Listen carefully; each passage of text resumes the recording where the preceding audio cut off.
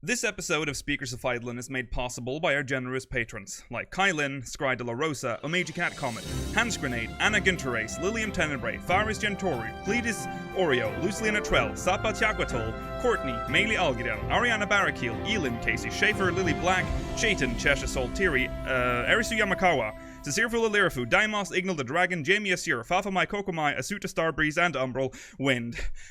Support the show and become a patron today at patreon.com/SpeakersXIV.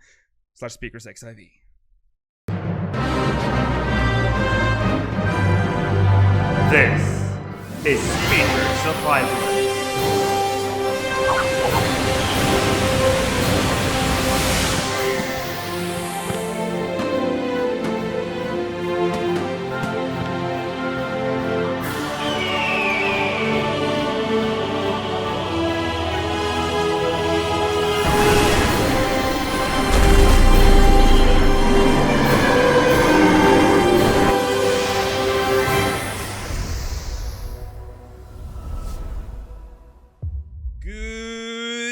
Eorzeans, welcome to Speakers of Eidolon episode 125. I'm Lukiel Bravestone, and I am joined today by Rollo Des. And that's the whole crew today. It's just me. It's us again. Here's the deal. We don't know where Yas is right now. We know Mala wasn't going to make it today. But where's Yas? Don't know. Do you know? Let us know. Contact at speakersxiv.com. Or send us a mog mail to explain. He is fine. He was online recently. It's nothing dangerous, nothing crazy. But he's probably either asleep or he had other appointments today and just forgot to inform us.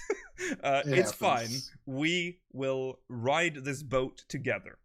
Want to point out, though, that Mala will be gone he's on extended leave, but he will be back eventually. But for them, probably through January, it'll be Rollo, Lukiel, and Yas.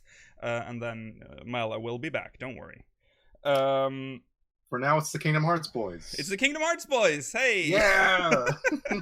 Welcome everyone to Speakers of Eidolon, of course, episode 125. Main topics today is we're basically catching up on the week that we missed because there was a big summary of interviews with Naoki Yoshida that was released on Reddit. It's actually 4 interviews, so we'll read those and discuss the stuff there. Then there was it's wrong in the show notes, but Yoshida also went to several servers in Japanese servers, and answered some questions there, and we will read through those as well. And then minimum eye level. I've edited an episode of Minimum Eye Level, everyone! Woo! Wow! It's been so long. Congrats. What's this episode from, by the way? You should mention. It's from... I think it's from May? It's May of last year. Almost a year. Almost. That episode is quite funny because it is that one episode where Rollo keeps dating the video. And I'm like, you're dating the video, Rollo. And Rollo's like, but you're gonna... Are you not gonna release it later this month? And I'm like, oh boy. Also, if we have time for it, not minimum my level, a mogmail. Send us mogmail, speakersxiv.com/mogmail. We are running out of mogmail now because I don't think we've got anything over Christmas. So make sure to send us mogmail. In the post show, ladies and gentlemen, it's happening. Chronicles of a Realm premiering. That's right. It's real. It's happening. So stay tuned for the post show if you're watching live. Core is coming. It's been so long. Yeah, it's been almost exactly a year since Even I haven't seen it. That's how new it is. Actually, it might almost be 2 years now. Holy shit, geez. Macaroon. Yeah, that's yeah. Okay. Yeah, because I teased it in like early 2017. Oh, let's move on. Channel updates. Speaking of waiting for a long time, Soar, Roar, and Fallen Rise obviously were moved to January. I couldn't finish them in time. January and February. I'm not going to say when, because you know me. Treasures of the Main release for patrons will be in late January, and then it will have a mid-February release for peasants. And that's how it's going to be. It's going to be like 2 weeks exclusive on Patreon, and then release on the YouTubes. Okay, quick news. As you've probably noticed, no preliminary patch notes for 4.5, and there will be none until the patch drops. That is because the dev team are on a break before continuing development on 5.0, which is fine, I guess. It's sad that we don't get to hype over it yet, but it's, you know, whatever. They're on vacation. Yoshida's skiing, leave him alone. Yeah, it's snowboarding, actually. Isn't he like a snowboard dude? I thought that was his whole thing. Oh, no, I thought he skis. Does he Is it snowboarding or skiing? I thought he was snowboarding, but maybe we just talked about skiing so much that's what I think about now. Yeah. Data miners have already they act as our preliminary patch notes almost. They have us covered. Thanks, data miner Discord. Yeah. Oh, wow. Look at the show notes, Rollo. Look how ominous it is. It says 14 ends tomorrow. January 6th, By the way, guys, it's over. Tomorrow 14 ends. Just a surprise. There won't be a 4.5. No, XIVDB ends tomorrow, January 6th. That's Vakian himself, who's made that decision after he parted with Sam on January 1st. So this is the last day you can use, and when this goes up on YouTube, it's already dead. It'll shut down forever. That's a shame, because you can't use the XIVDB command anymore in Discord, then. No. That was built into Discord. Yeah, was it? No, it was built into a bot, wasn't it? No, XIVDB is like built into Discord. Oh, is it? Wow. Yeah, and that's like, that's gotta go. Yeah. That's going. I mean, it's already been out of sync for a while, because when it was sold, or I don't know if it was bought up. It was bought up by Zam. Yeah, that Chinese company. Yeah. And after that, they were like they were gonna sunset the whole thing. So it's always weird to me when a company buys like anything, and they're like, no, now we're just gonna let it die. And you'd assume that they would make a competitor then to XIVDB to replace XIVDB, but they never did. So but after Sam took over, the database became horribly outdated because the new patches weren't added to the database. And now it's ending. But Vakian will still work on XIV API, which is the cornerstone of all 14 content now. I mean, at least his legacy lives on in other products. And that's more important than the database, honestly, because I think people use other sites these days, like Garland Tools and Gamerscape. He listed some alternatives, which is Gamerscape, Garland Tools, Upcalu Falls, and 14 Teamcraft. Those are some of the alternatives to, you know, expanding your 14 horizon outside of the game. So good luck on that, and rest in peace, XIVDB. Wish him luck. Thanks for all the laughs. Thanks for all the laughs. I don't know. I don't really go to XIVDB to laugh. I'm like, I go there for a good chuckle. I don't know about you. Look at those stats. I look at the Eureka items and I laugh. Uncalled for, Rollo. Uncalled for. No, it was called for. Very. Yoshi-P posted his usual New Year's greeting. We're not going to read the New Year's greeting because it's, you know, it's very nice. Everything is cool and fun. Look forward to the future.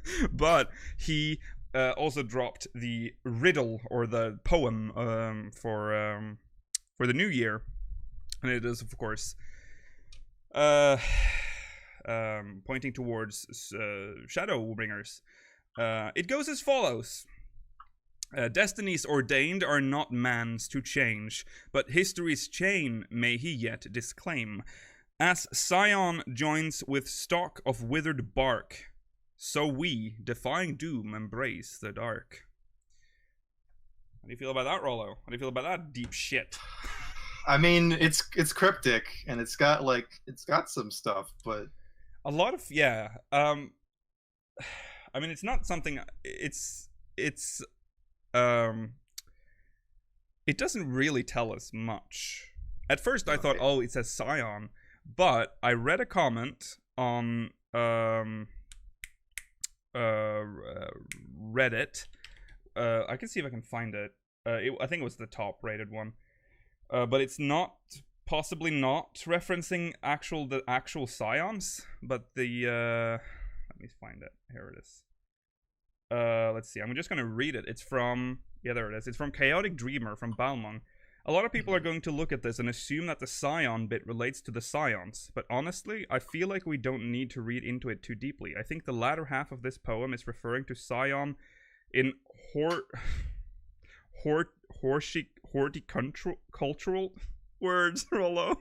Horticultural terms. And it is simply, I'm just going to say that, and then you guys can correct me in chat. And it is simply comparing the process of grafting a strong / healthy plant called a Scion onto a dying one in order to save it, to the warrior of light becoming a warrior of darkness to preserve balance. Then the first half is just a reference to last year's poem about how fate is determined by gods, but history is determined by mortals. So, yeah, that's right. That last part, I mean, yeah, that makes sense, because, like, why... You wouldn't say as Scion, you'd say, like, a Scion or something.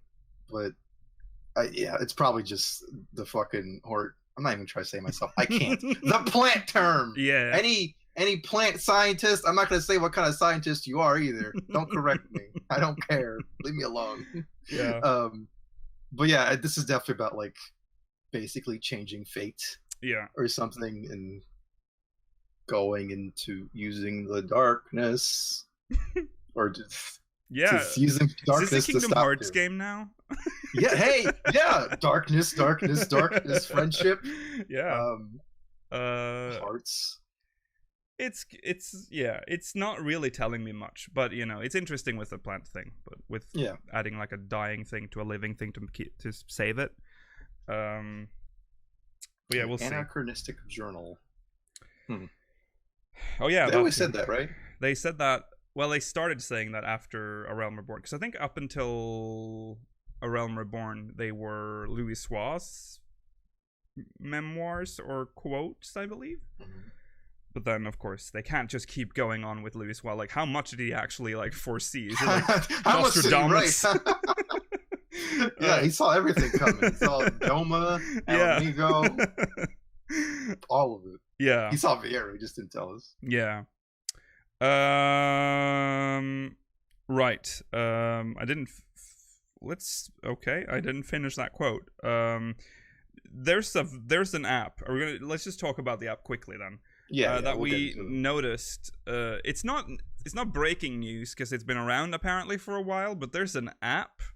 Maybe it's a bad idea for us to bring it up. Actually, now that I'm thinking about it. People are gonna find it. It's whatever. There's apparently. I've never used it. But I learned about it like today because Rollo told me. There's an app that will give you alerts if a fate or duty finder pops, but also it'll tell you if you're doing roulettes what dungeon it has just pinged. So yeah, just beware of that. It's a thing. It's a thing. If you don't want to... Sorry, go ahead. I don't think you even should say that, Rollo, but that's why it's problematic, isn't it? Because Totorek's gonna die. If Totorek dies, that's fine. But people will be stuck in story progression, Rollo. Well, that's why they wait till 5.0 so they can do it with NPCs. I'm tired of doing Totorek. I'm tired. It feels like it's wildly breaching the terms of service in some sort. It probably is. Yeah, in some way. Yeah. Anyways, moving swiftly along. G-Posts updates were released by the dev blog, which is now a living, breathing entity. From the dev blog.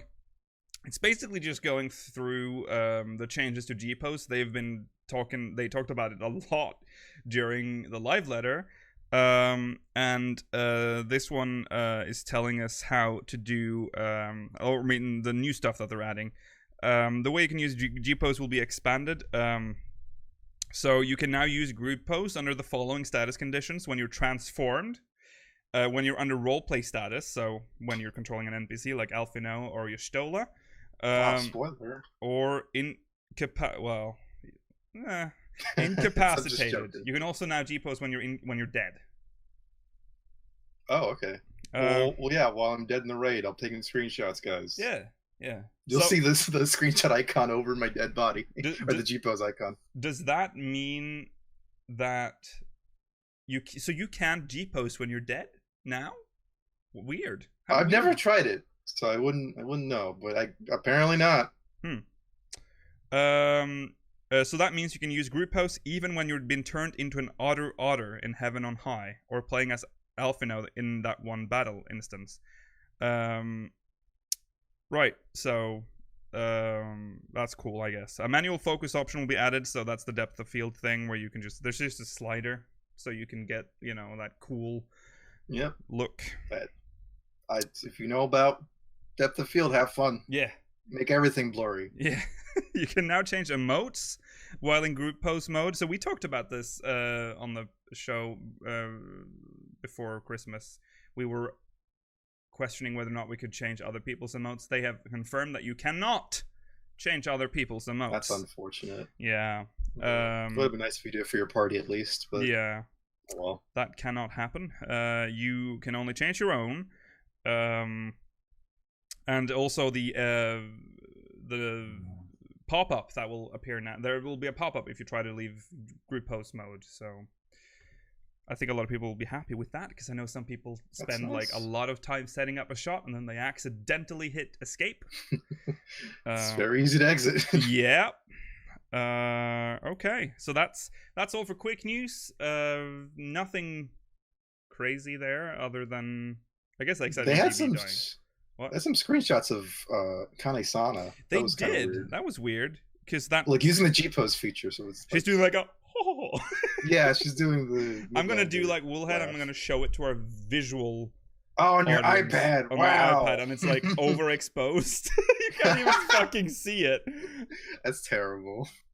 Oh well. But yeah, she is. Just trust me. She's doing like a face. Ojo-sama laugh. Okay, whatever. Moving on to main content.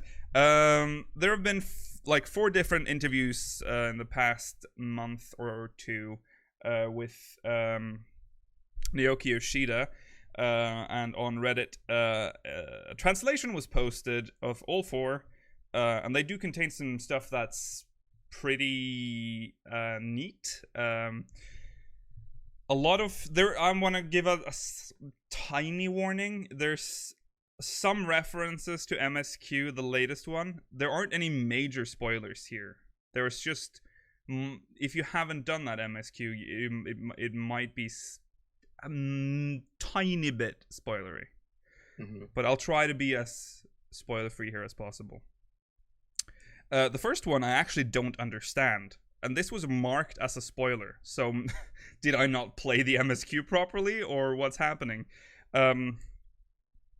This, because I have no references. I don't understand this. The reasons, the top one. Okay. All right. Do you get it, Rollo? Is it very spoilery for me to read that? I haven't tagged this as spoiler. I think this is. I think it just translated weird. Okay, let's skip that. It references the thing that happens. Okay, let's just say that most of the stuff that happened in this first part of let's say the calling, I think that's what they're referring to here, will be answered in part 2 of patch 4.5. Yeah. The Warrior of Light will be at a turning point in patch 4.5, which isn't a really big surprise because he's becoming the Warrior of Darkness apparently, from what we've seen in the trailer anyways. Like the other 0.5 patches, the story will end with a cliffhanger where players will shout, "You had to end it there!" And all the answers will be in part 2. So that's going to be an excruciatingly long gap. But I'm gonna be honest. I hate the 2-part gap Same. thing for the last patch. yeah, I hate it. Just give me it all in one piece. I don't care. yeah. Whatever. At least it's not too long. It's just like a month and a half, 2 months. Yes, it's not too bad, and there's some stuff to keep us busy at least. But Yeah. mm, The new instance dungeon, Gimlet Dark, is located on the border between Alamigo and the Garlean Empire. So that's the final confirmation then that we're going to that spot. I have it on my wall. We're going there. Like where the look clouds... right there. Yeah. That's where we're going. Are people saying it was like bordering somewhere else, like on the east? A lot of people of thought it Garlemald? was a border between Dalmasca and that was the second theory, I think. Yeah. But yeah, it makes more sense that it is Alamigo, because why would the Eorzean Alliance, which is the biggest alliance, transport their forces to Doma, to the east? That doesn't make any sense. Doma is smaller, Doma. So yeah, transferring them will be easier. Yeah, it looks like the place too that area is described as being really desolate and yeah, uninhabitable. Yeah. Again, Doma. I cannot wait though to see this dungeon. It looks so. Next week. It doesn't like feel like a 14 dungeon, which is good. It's like we don't have anything that looks like it. It's in like a battlefield map. That's what we're Battlefield now. Yeah, loot boxes. Got them. Whatever they have. Characters from various nations will be involved in the battle. Of course, we know that. We've seen the flags. Ishgard remembers, and now Doma remembers too. Doma remembers. Out of the whole Final Fantasy XIV story, there is the climax of patch 4.x. Where is the climax of patch 4.x story located? Answer. Let's say we call the story arc that started in 1.0 and the current flow in the MSQ the Hydaelyn and Zodiark arc. We're about 60% of the way through that entire arc. Oh. Does that suggest that we might not finish the arc in this expansion then? Because it took us 3 expansions to get to 60%? It'd be kind of lame if we didn't finish it, at least by the like 5.4 or 3 or something like that, you know? I don't know. Maybe we'll... I've been thinking about it. It's so weird to think about about 14 without that storyline. You know? With that, because that has been the basis of everything in the story. Take that away, and we have. I mean, basically, we can do start a brand new storyline, of course. Yeah, they'll have something new. Yeah, but I want the Ascian stuff done this expansion. I don't want any more teases of like, oh, I'm an Ascian in the corner with my hood on. I don't want that anymore. Okay, I agree with that though. Yeah, the Ascian stuff can end for all I care, but it's gonna be weird. It's gonna be weird if it ends. But also 60% now. 60% now, so they're gonna finish 40% in the span of an entire expansion. What do you think is next? After 6.0? Sorry, 5.0? Wait, 5.0? After the Zodiark and Hydaelyn stuff's over. New World? Mericidia? I mean, there has to be one of those. I think aliens. But like the dragon alien shit, like I'll deal with that kind of stuff. Like a dragon alien invasion of Eorzea. Or maybe maybe we go to Midgard Sommer's planet and be like, oh, what up? This shit's torn up. Maybe. Or we go to Omega's home planet. I don't know. Traveling. I feel like a space thing. Yeah, like visiting other planets. I mean, we've laughed about it before, but I mean, this game has had a lot of like space centric themes. Yeah. Don't knock it. It could happen. If the rumors of 1.0 is true, like the fact that Tanaka was planning to at some point have an expansion on Dalamud, like on actual Dalamud, or one of the moons. I mean, right.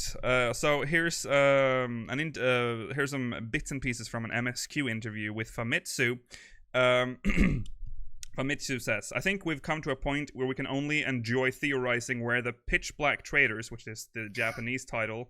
Boy, that's fun to say.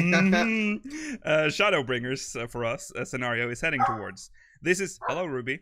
This is just my assumption, but the keyword soulless state has enough energy by itself to hint at all these theories. Am I right about the future of the scenario revolving around this concept? So they keep repeating this soulless stuff. And I feel like that might just be the calling? Or... That's definitely in reference to that. Or at least related to the spoiler stuff of that part. Okay. During part 1 of patch 4.5, you will see people trying to figure out why they are... Oh yeah, this is a little bit spoilery.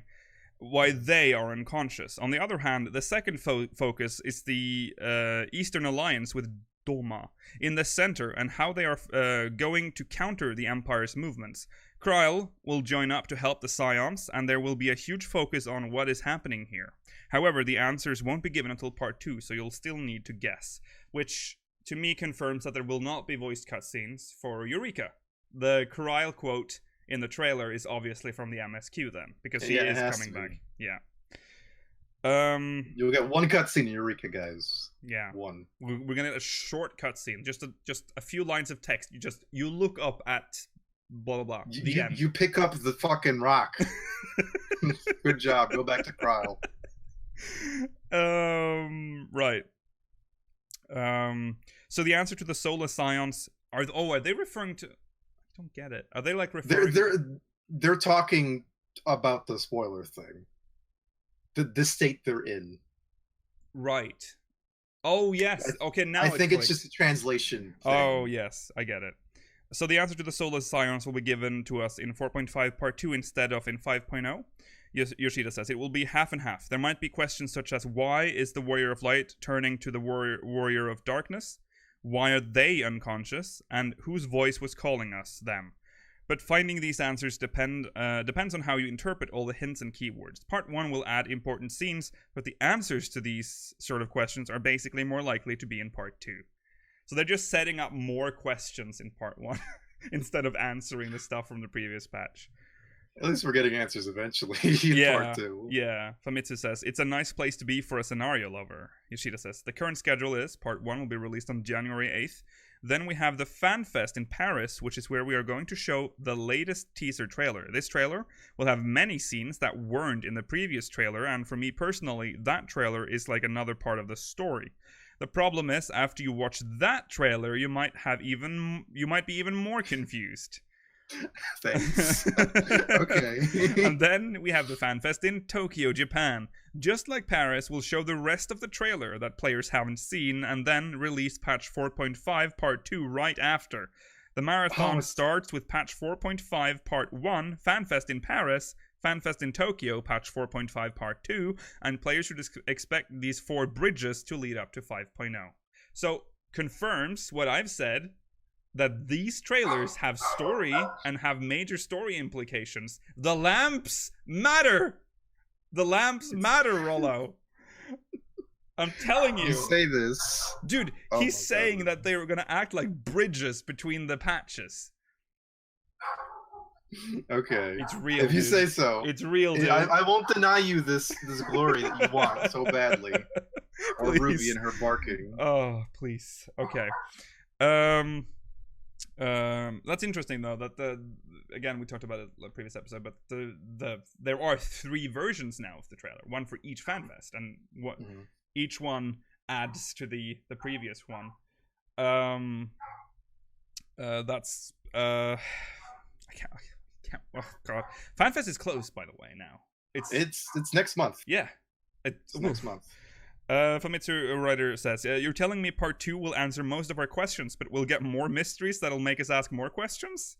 Yoshida says, yes, I'd like you to wait for the 5.0 release in that state. And then a bitter smile. What is a bitter smile? I don't know. It's like a coy smile. Like okay. That's my bitter smile. The face you make when you taste some vinegar. That's right, Ruby. I don't even know how you do that. Yeah, go get some vinegar right now. Let's find out. I'm not doing that, but hey, I get it. I think. Okay, so that's the MSQ thing out of the way. Job adjustments. Whoa. So they understand machinists and monks are sending feedback regarding the job system itself, but a lot of those huge changes usually need to wait until the expansion, and they are sorry to keep them waiting. They want players to understand, with that in mind, that the final job adjustments for the 3 jobs in patch 4.5 will be about increasing their numbers, potencies, as much as they can. Note, during the live letter, they said the devs were split into 2 factions when they decided this. One saying that we should buff them even if it we should buff them even if it means nerfing them soon after 5.0, and the other saying we're going to rebalance them all in 5.0 anyway, so we should wait until then because people will be mad that we nerfed them right away.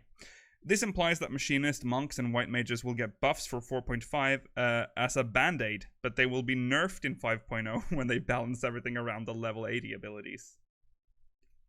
Is Monk in a bad place, honestly? Does it, like, not play well?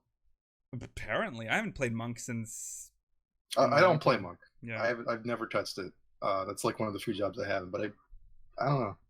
Monks in the comments, chat, just tell us if it actually feels broken. Yeah. Machinist desperately needs it, though, please. In the expansion of the monk is broken.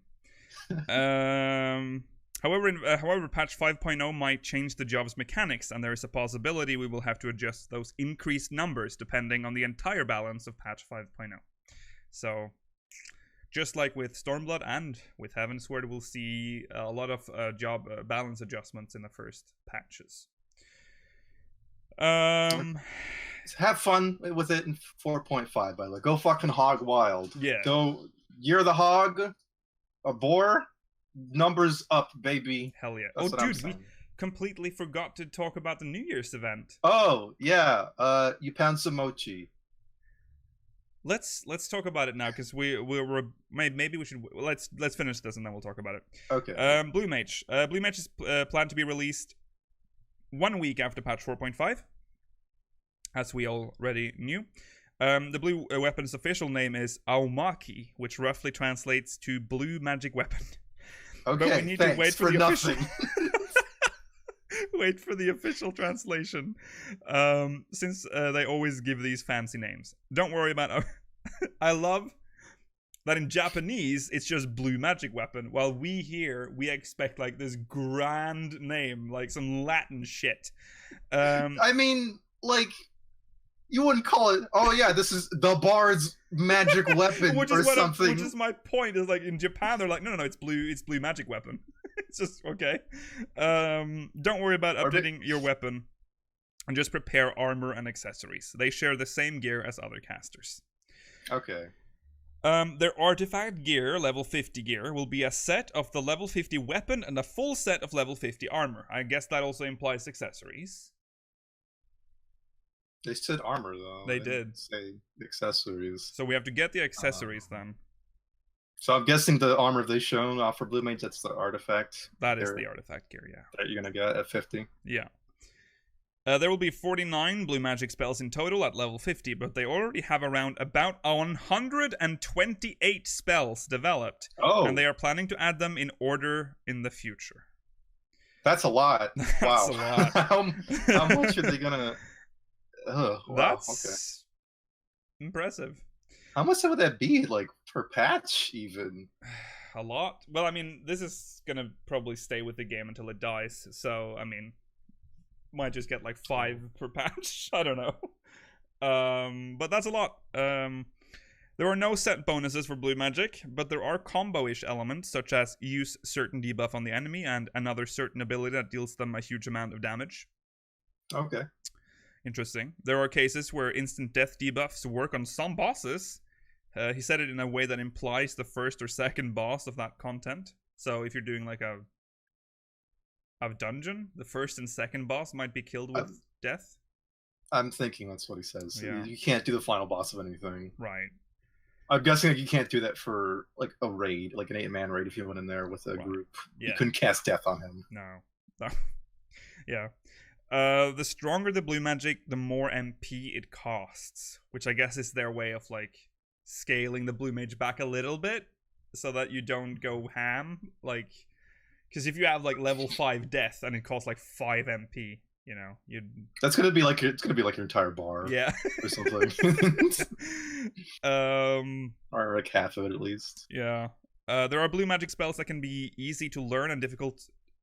Easy to learn and difficult to learn. Some spells specify the location to learn it, such as something in the sunken temple of Karn.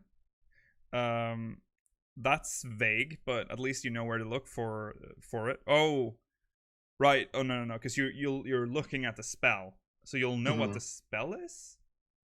Dude, what if we get Final Stain, kill ourselves, and just insta kill something else? Kill our from the bees and corn. Did you just say corn? Corn, whatever. It's corn now. Yeah. Temple of Corn. Temple of Corn. Sunken Temple of Corn.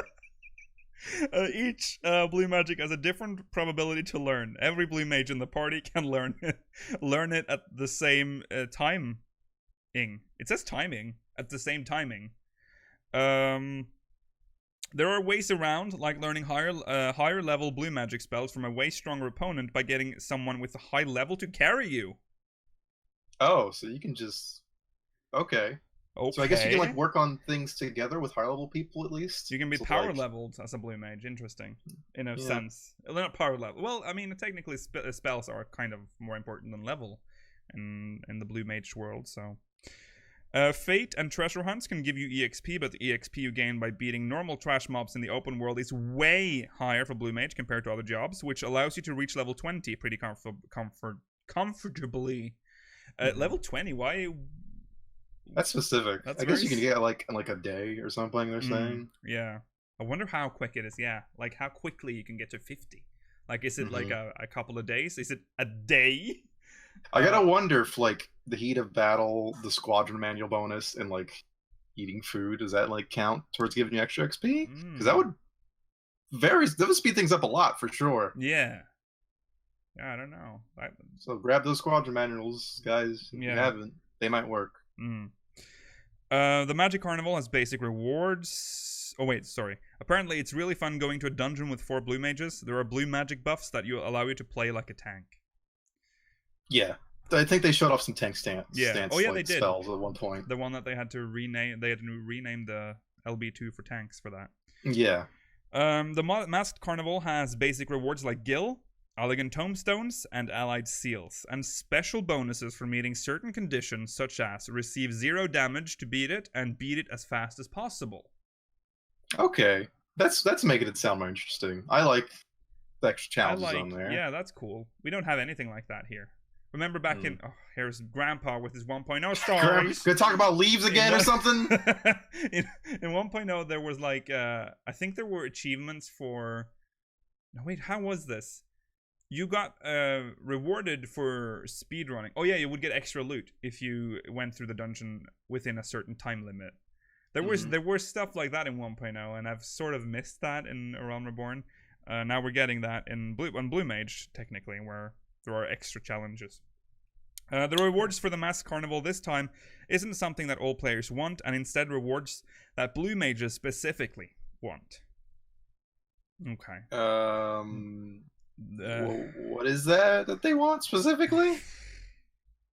Yeah, what would a blue mage want? They want new spells? I don't think they want armor. No. Maybe a weapon. Maybe that's how you get the weapons. Well, no. Well, maybe? I don't know. There are no... I don't know. I have no idea. What we would want... no, you don't. You're not going to get spells from the carnival, so... Yeah. And they said you don't have to worry about, like, your weapon. So maybe it's, like, that's where you get your weapon from, is doing the... Like, different... Like, the different, challenges. Like, oh, you get challenge 5, here's the new weapon for you. Yeah, maybe. Huh. That's my guess. Yeah.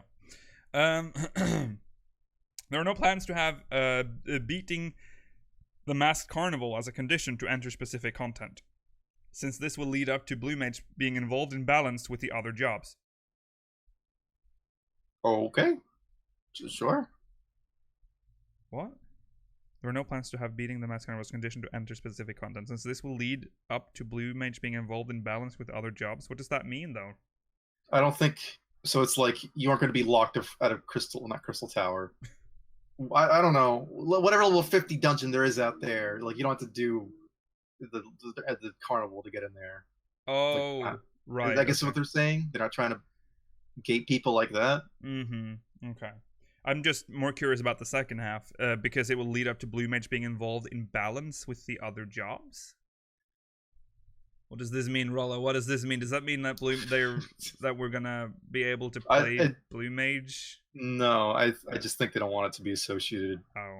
Like other jobs are, at least. Right. When the level cap for Blue Mage is raised, higher tiers of the Masked Carnival will also be added. Cool. Oh, here's the schedule for the Blue Mage level cap increase. The next timing will probably be the patch after 5.0, implying 5.05 or 5.1. It might be difficult to expect the level cap to reach level 80 during 5.0, but they're saying that does imply that we're going to get very close to it, which means that after the next expansion, it might actually catch up at some point. Then we can do high-end 5.0 content after it's done. Yeah. Oh my god. Well, rip. But at least it'll be quite rapid increase in level anyways. We might at least be at level 70 by... And like we said, this is like side content, unless of a job. So yeah. I guess... It's weird to like discuss Blue Mage because we don't understand it quite yet. So we'll just have to wait and see. It's here soon. It's a wait and see thing. It is. So here's some more information about Blue Mage. Some interesting conversations. This is with Game Watch. I was there when you announced Blue Mage at the NA FanFest, but after everyone was hyped, I started to hear confusion in their voices. Yeah, we did too. Yeah. I always had a safety net when I talked about Blue Mage, and every time someone asked about Blue Mage, I said, well, we can't implement it in the normal fashion. Blue Mage is about learning. But of course, everyone doesn't read interviews. Oof. Wow, he's stinging with that one. That was... Coming out swinging. Oh, boy. He's standing by that decision. Yep. I got the community teams around the world to investigate players' reactions to Blue Mage, and over 70% of them were positive. They watched our stream! They watched us! Obviously! Louder voices tend to stand out, but when you check all sorts of social media, the investigations have shown that most people are looking forward to it. Whichever way, players will get to find out for themselves, and as someone who test played it over and over again, I can guarantee it's a fun job. Okay. I mean, I'm looking forward to Blue Mage. I've never... Yeah, I mean, it would have been cool if it was a full job, but hey, we get what we get. Yeah. We're still getting 2 jobs. Yeah. That's what I always say. Yeah. If you form a pre-made party, can you participate in all level 50 content? Yoshida says that there is some content that you cannot join. Game Watch then asks, what about Coils of Bahamut and Crystal Tower? Yoshida says, if you have a pre-made party, you can enter Coil. You can also enter Crystal Tower if you have 24 people in your pre-made party. Okay, guys, 24 Blue Mage. Blue Man Group. Blue Man Group stream, yeah. 24-man Blue Mage Crystal Tower stream is going to happen. Ruby's going to be there like she's here right now. Definitely, absolutely. Now, here's some from the Famitsu interview, still about Blue Mage. What made you decide to add Blue Mage? Woo! I forgot to turn that off in the heat of the moment. Thank you, though. What made you decide to add Blue Mage? When we release an expansion, we have discussions about what jobs to add, and in the end, we are left with a bunch of plans, and after the battle system team gives their opinions, I have the final decision. Even though Blue Mage came up as a candidate multiple times, it became one of those jobs we can never add to 14. Famitsu then asks, why? Yoshida says, because the charm of enjoying the process of learning is stronger than just using everything you already have as your job. In previous Final Fantasy titles, there were a lot of players who cleared the game, then went back to learn all those moves from monsters and ignoring the scenario. On top of that, those moves they learned were really out of balance, and deliberately so. After debating over Blue Mage as a candidate until the end of time, with a special trait where Blue Mage's gameplay differs so much from the other jobs, we all came to a conclusion that Blue Mage should be about learning. In that case, other jobs are all the same and just learn everything by just leveling, but Blue Mage won't fit into that pattern. If this was like any other job, we could make up excuses and ideas to force it to feel like Blue Mage by making it run like the usual 14 job. But the fun learning process, which is like solo play in a way, was just difficult to bring to life without having solo content. Which has been what I've been assuming as well since they announced it. I mean, they've always said that Blue Mage is going to be difficult because of that. You know? Yeah, I mean, it's like it's a rough thing to integrate. Either do it like Red Mage was done, which just became like Rune Fencer basically, or you make it like how it is. Yeah. Or how it was. I mean, it's like I replied to a comment a few days ago saying exactly this, and it's like Red Mage survived that because it has so many, it's so iconic that they could remove certain aspects from Red Mage while still making it recognizable as Red Mage within 14.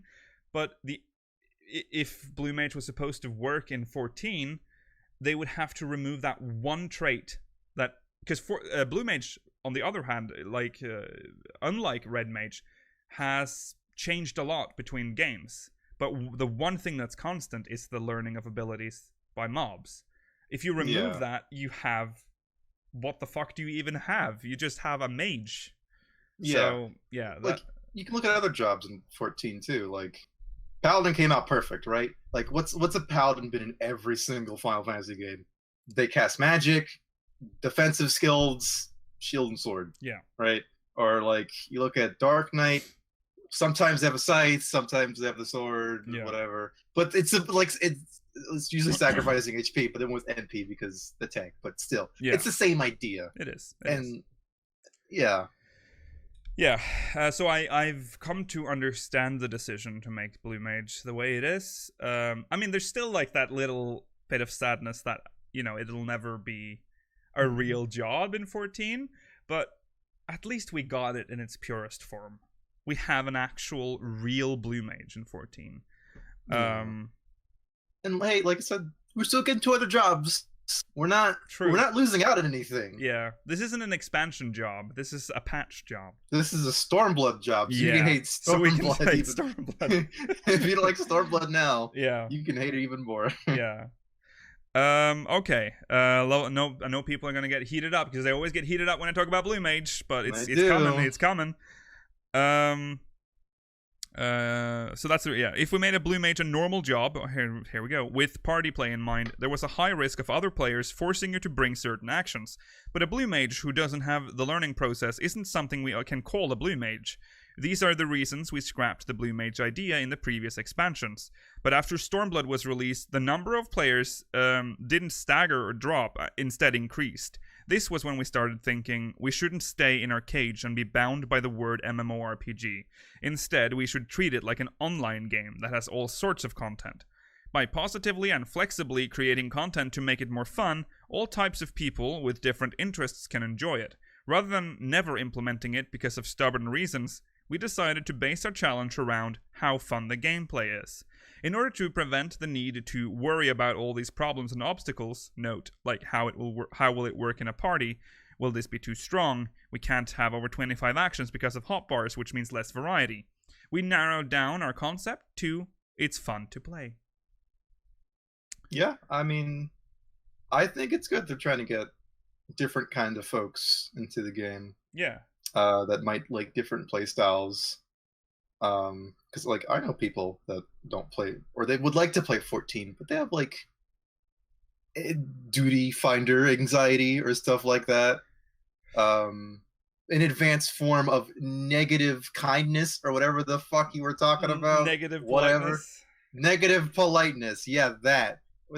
Like, hey, you know, they can have a little bit of fun too, and maybe they'll get over it eventually or whatever. Yeah. It's fine. I don't know. I don't know how I feel about the solo aspect. That's the most controversial part for me, but I want to wait and see how it goes. But yeah, putting like a solo content in an MMORPG is a little bit, I don't know.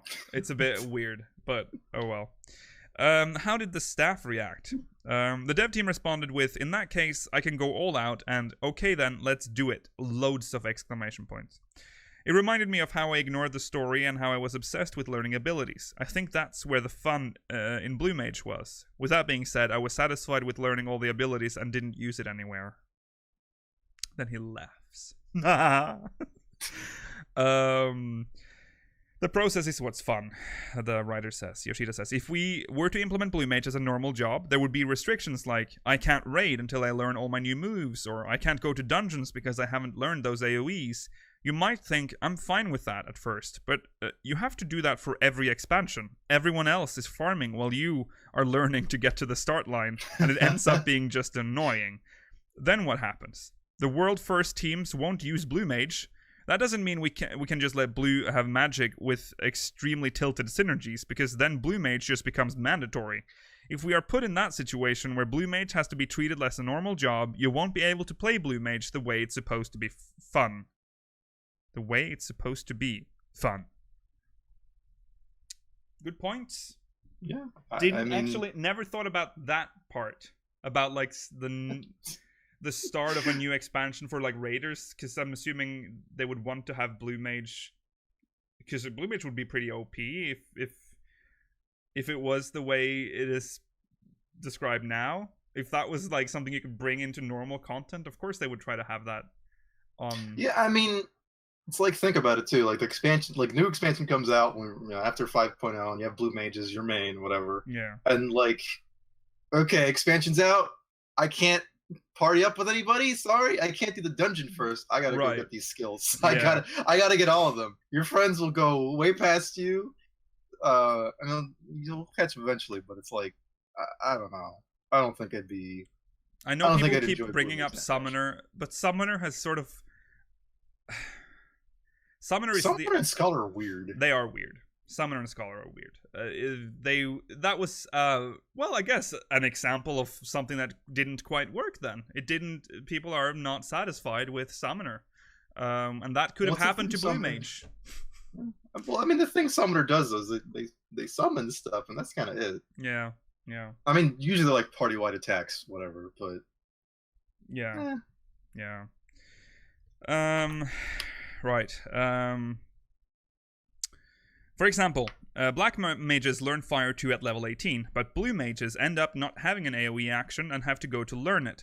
Let's say you do go and learn it after farming the mobs, but if it deals the same damage as blue mage, that's just extra work for nothing and troublesome. Famitsu then says, why not just have a black mage use Fire 2? Huh? Yes, when we create... Wait, what? What does that have to do with... Oh, to learn it. So the blue mage would learn Fire 2 from the black mage. I think that's the joke. Yes, when we create content as devs, think 2 to 3 steps ahead of what players end up reaching in the end. The obvious just learn them during job quests and make it look like you learned it was expected. But then the question, why does it even need to be a blue mage then, arises. There it goes. Yeah. Remember before, long ago, I think actually it was Mala who said this, because we started. Blue Mage has been speculated from like fucking the earliest days of this podcast, like episode since day 6. 1. Yeah, that Blue Mage was going to come to 14. But I remember when I think it was fairly recently, before the fan fest, of course, before the announcement. I think it was when the leaks came out. Mala was automatically in negative mode. He was like, we're gonna do the fucking job quests and we're gonna just get them like served to us on a tray, and I said, yeah, that's probably, and we all were like, yeah, that's the only way this game works, and then they changed it, and now that's bad as well, because I think the biggest issue here is that it's limited, but that's how it is. Yeah, and that's the Famitsu writer says, that's not learning at all. Yoshida says, it all comes down to, if you try to please everyone, somebody's gonna say, this ain't no blue mage. I can already smell a don't interpret learning like that, Yoshida says. That's also one of the reasons why we couldn't implement blue mage. Our conclusion was, we may as well make it onto solo content that you can enjoy on your own, and that way Final Fantasy XIV can have jobs that leap over boundaries and have a wider range of gameplay, and we should run through with it. Does that mean limited jobs came after Blue Mage? Near the end of development, we thought, what should we call these? And the lore team gave us a simple and easy to understand name, which was the limited job. And we went with that one. So the lore team came up with that. I don't like the name limited job. That that paints it kind of negative. Yeah. Yeah. Should have called it something completely different. Limited it's like job just saying... Bad. Yeah, this is the fucking gimped job. Yeah. You could have just called it like a side job. Hobby. Just a hobby. Here's your hobby stone. Yeah. Yeah, because you even buy it, so it's like it's just all wrong. Right. I should have asked earlier, but what is Blue Mage's main weapon? The cane. You can auto-attack with it, but blue magic is its primary damage source. Do we need to participate in content to collect weapons? They ask. Yoshida says, we designed it so that you aren't forced to do so. Unlike other jobs, the blue mage weapon doesn't have any stats on it. If it did have stats, you would end up going to dungeons over and over again. Blue mages have restrictions to queue with randoms, so it will just be stressful. We made Blue Mage share gear with other casters, and Blue Mage's strength comes from intelligence on armor and accessories. So Blue Mage has higher stat weights compared to other jobs. By using the same gear as other casters, you can focus more on the learning process, and we designed it in that way. Of course, we have job-specific gear, and you can obtain those from job quests. So the artifact gear, basically. Yeah, so you won't get any dungeon drops for your weapon. No. So that kind of confirms that you're only really going to have one weapon, like the one cane that we see in the video, because I still feel like that's part of like the fucking treasure coffer you get at the for the artifact armor or whatever. Yeah, so that's like it. That's it. That's your so you need a starting weapon. Yeah, like I that's what I'm thinking. That's why you'll get them from doing the challenges. Is like you'll get the weapons with like the stats. They won't have damage stats, obviously, but they'll have like more intelligence or something. Right. Okay. Yeah. Makes sense. That's my guess. Yeah, I think I agree with that. So in a previous live letter, you mentioned how blue mages aren't good at party content or something along the lines, but you can team up to learn blue magic, right? Yoshida says, there's some content that will display blue mages cannot join this content, but you can form a party to go learn magic from dungeons and primals. What about normal dungeons? Yoshida says, if it's a fixed party before you queue, you can participate. We've tested dungeon content with 4 blue mages, and we had more fun than we anticipated. Is there any content where, so that's, that's something that's going to be fun for a lot of people, because I'm feeling that you're going to be so OP, at least if you have all the good skills. You can just, like, steamroll through faster than it can with any other class. Well, hey, you know what? They just gave us stuff to do for videos. Once minimum eye level's out, minimum eye level Blue Man edition.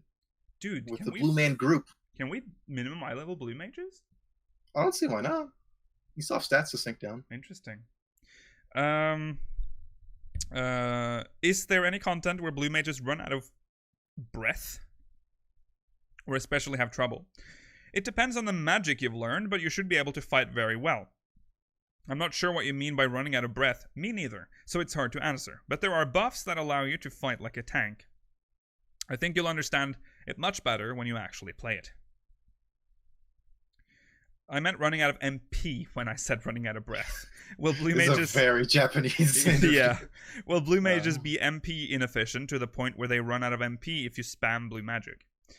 Yoshida says, if you just set random blue magic, you will end up like that, because the stronger the magic, the more MP it costs. There is, however, the fun of finding out combinations between different magic, like applying a certain debuff and another certain attack to deal huge damage. Blue mages are magical range DPS, so they can use role actions like lucid dreaming. I'd like players to enjoy playing around with their kits rather than playing to gain rewards. You can do some insane stuff like killing a dungeon boss with Doom. Note, the enemy dies after a countdown. Oh, it's a timer. Yeah, it's a debuff. Doom is a debuff. I don't know. I always thought it was just a chance on the kill. Never mind. I'm thinking of how it is in SMT. Oh, right. Yes. What is the Masked Carnival like, they ask. Yoshida says, it's like a puzzle game with monsters. It's an arena where you fight through phases 1 through 3 with different types of monsters. Some only have one phase and others have 3 in a row. The key is what combination of blue magic allows you to wipe out the monsters in the most efficient way. Can you be a little more specific? And a big chunk of text follows. Masked Carnival will be released with 25 stages to start with. Each of them are independent battles with monsters. Sometimes you fight multiple monsters at once, and some are one-on-ones. Like I said, there's a max total of 3 phases per battle, and you can find out the data on each fight from the UI menu. It has the monsters that show up in each phase and its resistances and weaknesses. The Masked Carnival is all about using a maximum of 25 spells to win throughout the fights. Oh! For example, phase 1 from a certain stage has fire resistance and weak to water. You watch out for their fire elemented attacks and fight by using water elemented magic. But then the second phase is weak against fire and has a total resistance to water. If you only have water elemented spells, you can't get through the second phase. So you check the UI for the Masked Carnival beforehand to see what spells you need to set to win through all the phases. Obviously, if you don't have enough spells needed for the fights, you need to go and learn them. You win through by coming up with your own set of skills for each fight. Note, you have people saying people are just going to watch guides and it'll be over. But that can be said about raids too, and that's your own choice, especially in solo content. That's fair enough. I mean, I am excited to like experiment with combinations and like, oh, what's like a good spell that I can use a lot and keeps me mana efficient or and all that stuff. Yeah. Like, I'm excited to give this a shot, honestly. Yeah. And also, guides and stuff, that's going to pop up anyways, no matter how they designed it. Guides exist for single-player games, too. So the gameplay changes depending on the fight. Yes, it's not just a simple battle against monsters. There are cases where you use objects in the arena to fight. Our aim is to provide gameplay that we haven't had in this game before with a job we haven't had before. It's also interesting to note, because now you can actually go in blind in the content, because you're solo. There's no other people depending on you doing having watched a guide, which some people prefer to do new content blind, and then there's those that instantly go to guides to read up on the strats and expect everyone to be up to date. That's not a problem with Blue Mage. Week 1, what, you didn't watch the guide? Yeah. Get out of my fucking party. Will the Masked Carnival UI show us all the necessary elements to beat the fight? Yoshida says, like I mentioned, all the necessary information is given to you prior to the fight. Blue Mage also have a blue grimoire where you can check all your blue magic. It starts off empty, but each magic lists the region you can learn them from. So you guess.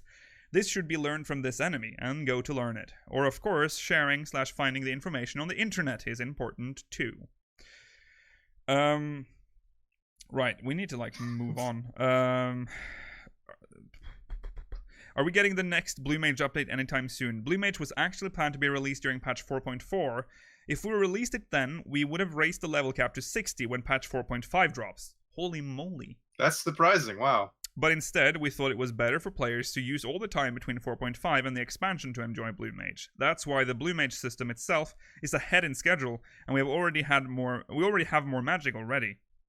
If we raise the level cap when 5.0 comes out, people would have too much to do from the MSQ, leveling their main job and leveling Blue Mage on top of that. So we are currently thinking the patch after 5.0 would be a better timing for the level cap increase. That's fair enough. Yes, I think we have to just move on to... That's my Google Home just randomly activating, sorry. Oh. A big new... Okay, so I'll skip the Snake Boy. Hydatos.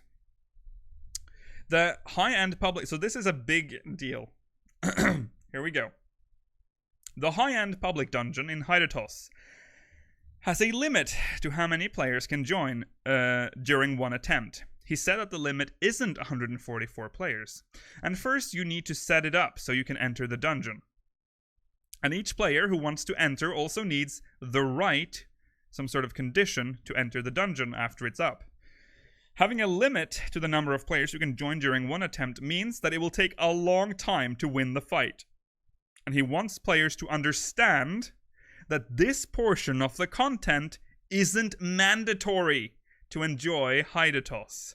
It's literally the final end content for those who are up for it. People are going to get really mad about this. Yes. Especially depending on how small that limit is. Yeah. And how, like, fucking competitive Eureka is already. Yeah. It's going to be like, well, no, fuck you. I earned it. I spawned the high-end public dungeon. I want to get in. Or I don't know. I can't wait. I can't wait for that. Shout Chat is going to be lit, dude. People are going to kill each other. Yeah. Okay, so to avoid confusion, oh god, I don't think we should probably... there's so much, but we have so much left to go through. This really is a lot. Okay, here's the summary. In order to beat the public dungeon, you will need a ton of Logos actions. They will be adding a few new ones, but not many. They assume it will take some time until someone beats it for the first time. If you totally fail, you might get kicked out. There will be Eureka armor with original graphics, but you cannot upgrade it like the weapon. The stats are pretty okay, and each role will have different armor, like Pyros. They designed the armor to go with the final step of the Eureka weapon, so it will glow and be really shiny. A note: he said it's not like the glow that other gear in this game has. They will glow like the lights on a Christmas tree, and he's curious to hear feedback on the glow. That sounds garish, but okay. Pegas will be nerfed in 4.5, and they will continue to gradually nerf it further. Good. I love that. It's like the fucking third nerf, and we will continue to nerf it further. Delete it. What if I just deleted Pegas? Just delete it. Pegas failed. We need to just get it out. Right. Pegas is just 3 parts now. Yeah. Okay, quick about Orbon Monastery, which is the next part of the Return to Evil storyline. The story quest that leads up to accessing Orbon has a lot of volume, so it's a pretty hefty, big storyline. Also remember that Yoshi-P said he cried when he watched it for the first time. He warns players that if you skip this part of the quest, you will end up losing 1/3 of the surprises included in patch 4.5. Because there is a super impactful scene. Oh my god, the Vieira legs. Oh. He's obviously talking about that, the Vieira legs. Do you think we'll see Balthier? I'm still unsure about it, because he didn't... Woolhead said yes, so I guess so. We must trust the Woolhead, I suppose. He's gonna be there slapping the fucking Fran's fat ass or something. That's the patch. That's what made him cry. He's like, oh my god, this is so beautiful. This is so beautiful. To make sure you don't skip that scene, he advises players to remove their escape button from their keyboards and the cancel button from controllers. Wow, there is really going. Yeah, don't miss this story. There's some important dialogue that you cannot rewatch in the inn, so if you have the slightest interest, read each letter. Okay. Yoshida cried during 2 scenes when he was doing the scenario checks for the 24-man raid. Yeah, twice. He cried. He cried, baby. After each cutscene, the dialogue between each of the NPCs in the airship changes, so he advises players to check that out too. Just read everything, apparently. If they include the epilogue, the scenario for the 24-man raid might be even longer than part 1 of the MSQ, and the cutscenes are also well made. The Evilese fans might be pleased with the amount of references to those series when they talk to the NPCs after they clear the content. The Numu race they announced for 5.0 will not show up in the Return to Evil scenario. Wah wah. Sorry, no Eeyores for you. On the soundtrack will be from the Evil's Alliance series, so Final Fantasy Tactics 12, etc. Okay. So that's that. Just watch the story. You're gonna cry. Yeah. I'm gonna get to that sad part. If I don't cry, I'm gonna be really upset because he's hyped this out a lot for me. If I don't cry at least waterfalls. once, Yoshi-P, you, I can't trust you anymore. Right. Is there anything else? We need to skip like a lot. We might have to just save this for another episode. There might be a part 2 to this. Yeah. I think. Just like this, we can't do the Q&A on the other servers. We have so much to talk about. Oh my god. Maybe we should. Let's see. How long is the minimum eye level? It's 15 minutes ish. So we can do some questions, I guess. Right. Or should we just do the other info and save the Q&A maybe for later? Oh, fuck. When you have too much, that's like a. Let's do this part now, and the Q&A will be for the next part. Okay. Keep it concise together. Right. Should we talk about the world visit system? Because I know a lot of people are anxious about this. Sure. The world visit system is planned for patch 4.57 and 4.58, between 4.57 and either 4.57 and 4.58, which is several weeks before Shadowbringers is out. Some players are worried about not being able to return to their home world if they visit some other server. But there's some... Okay, this one, I remember. Last week, I streamed with Malov, actually, on Saturday. And we just randomly discussed this. I remember discussing this part. I don't think we actually discussed it because we didn't understand it. So it says... This is what it says. Some players are worried about not being able to return to their home world if they visit some other server. But there's a border for how many visitors can enter a world. I guess that means limit. I don't know why it's also got the... So I don't know. That's weird wording, but I'm just saying. I'm just thinking it means like there's a server cap, so like congestion or whatever. Yeah. Like, people don't all fucking get on one server or one world. Yeah. So I guess that's what I'm trying to say. Yeah, he explained how even the max number of visitors don't interfere with people from the homeworld because it's a completely different bracket, so you don't need to worry. They will prioritize. People from there have priority. Yeah, they will prioritize player from the homeworld when you return. So unless the server is totally full, you will be able to play comfortably. You don't need Gil, so it's free to visit another world. Additional features they want to upgrade. They're trying to fix to do something with the delivery Moogle. But they're struggling to make the delivery Moogle work on a different world. That's apparently difficult. You will not be able to use free company actions. And you won't be able to activate them either when you're on a different world. And they are expecting the economy to change after the world visit system is implemented. And there will probably be a few waves for it to change. So it'll go through some changes in waves. I mean, we got Mogboard now too, so it's like... Yeah. It's gonna even out. It's gonna, probably. Yeah. In other info, they will be adding rewards to all kinds of content in 4.5, but the gold saucer will especially be where you can get a lot of them. We've already seen some of that because they showed the big mount. A lot of focus on the mahjong. And also a mahjong outfit. I'm gonna be an old man playing mahjong. Also the new gate. Air Force One. So there's some extra focus on the gold saucer, which is, I guess, nice because the gold saucer has been sort of left in the dumps for a very long time. Put new hairstyles in there. Stop putting PvP, please. And Pegos, or sorry, please, don't do that ever again. Yeah, I will wring your throat myself. I promise you. You do that shit again, that's over. The majority of housing items will be those. Those pictures have been released. We should have actually looked at them, but we'll look at them next episode, because they'll be out by then. But yeah, including the home gardening set and the fat cat sofa. They were designed by the contest winners. The Alliance, the Allied Beast Tribe story will be implemented in patch 4.56. And the probability of getting sent to the lost canals of Osnair will not be touched in 4.5. So surprising. You currently have a higher chance of opening the new portal, and they said they might revert it to 50-50 in the future. It's not much, but they will be adding some new rewards to the Lost Canals as well in 4.5. And rewards will be added to the submarine voyages, which I know everyone is just Do we even dying. have a sub in the FC? Yeah, we have 3. We have Mr. Bean. Oh. I can't remember what the others are called. I don't think we gave them names. Maybe I'll Are do they 2. used? No. Ad Karag will provide the highest rewards out of the 4 custom delivery NPCs, and the other 3 will provide the same amount.